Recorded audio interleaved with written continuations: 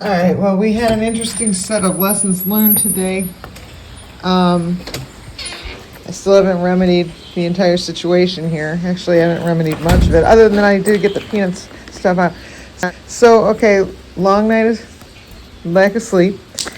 And so I thought to myself, I'm just going to sleep in. Well, no, there's no sleeping in when you have squirrels. They're just not like this. And I know that. I've never tried it before. Well, I did today.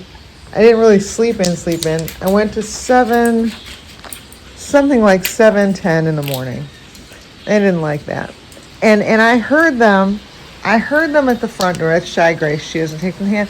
I heard them at the front door, and I knew they wanted me out here, but I was like, no, girls gotta lay in bed every once in a while, especially after a bad night of sleep.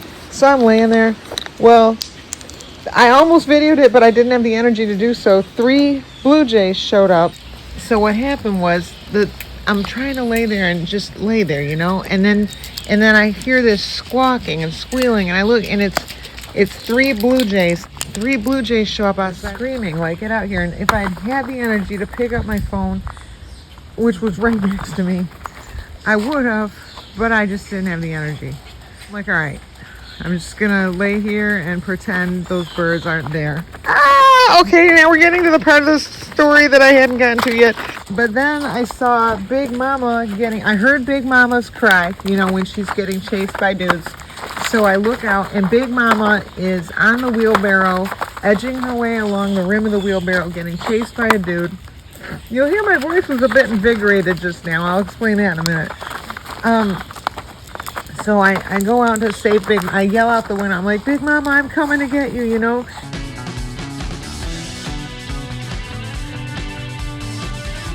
So then I go out, I went over, opened the door wall, and I yelled, Big Mama, come here, And so here's where the lessons learned part start, besides don't ever sleep in or think that you can.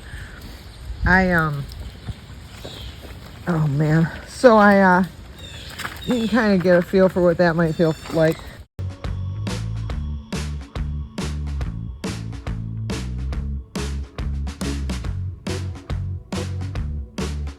I go over there, I open up the door wall. Sure enough, Big Mama comes running. And I thought, oh good, I'm going to save Big Mama. Here's big lesson learned for the day. Turns out, because I figured it wouldn't be a big deal, because all the riffraff chasing her, I'm like, I don't know them, and if I do know them, fine, they're used to coming in the house. But if I don't know them, they're not going to come in the house, because squirrels that aren't familiar just don't walk in your house. Well, little lesson learned, if they're in a mating frenzy and they're chasing a squirrel that they want to mate with, yes they do.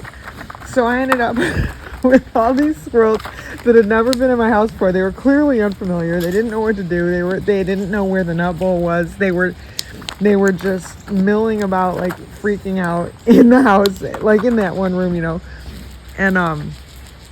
and Mrs. Brown got her nut, but then they were all like in there. Oh baby, I should probably put some actual jeans on. There you go. It's kind of like not wearing pants, wearing these. So I'm getting to that part of the story. So because I've got all these squirrels in the house that I don't know, and all of a sudden the deck was just full of 20 or whatever squirrels. I'm like, holy crap. So I go to put clothes on to come take care, because I didn't have this ready yet, and I got to take off the tarps. It's a whole thing. And the tarps are held down with pavers that I got to pick up in a certain order and then pile in a certain order. It takes some time. Whoa baby, front hand.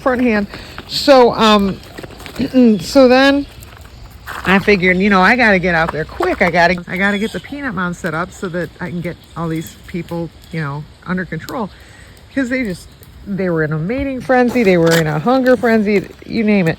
So I'm like, all right, let's undo the frenzy.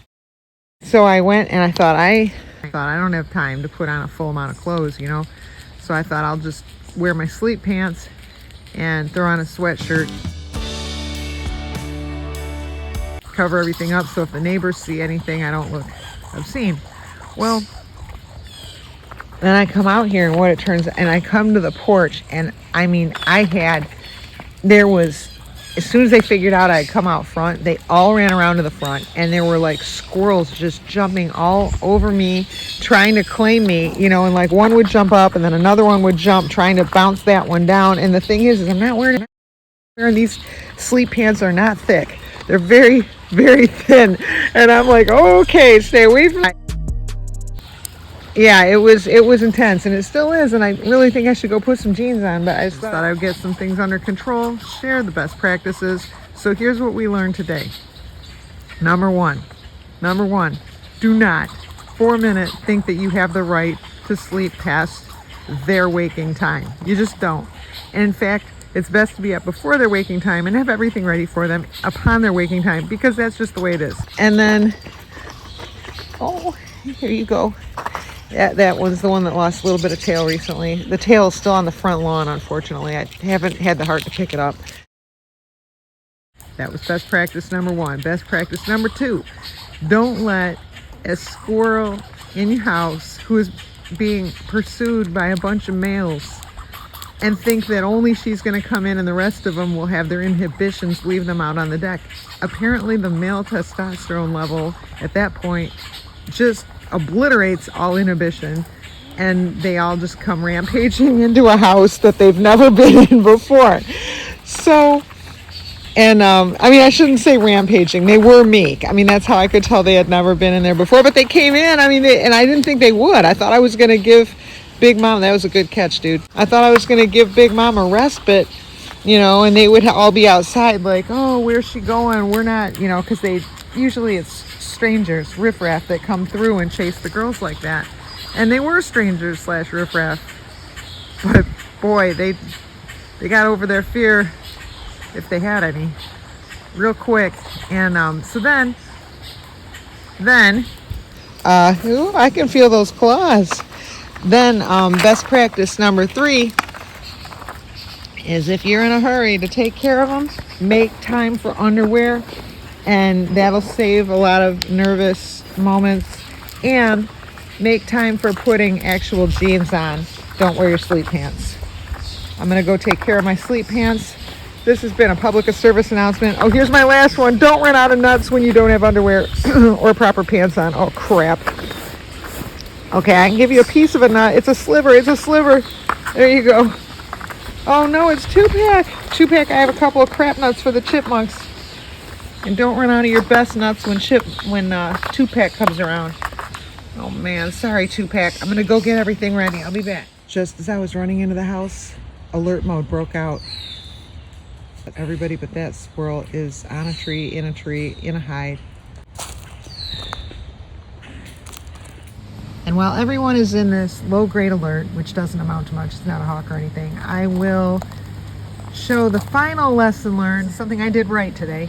I was wearing the gloves, as I do when there was a ton of birds over my head, and boom, that fell right on my... So there's something I did right, is when you're working under a flock of birds, cover everything you got, everything you can. Now that it's a little later in the day, and I've had some time to wake up a little and think, because I had like no sleep last night, which is what led to everything. This is Rover, for anyone who doesn't know her.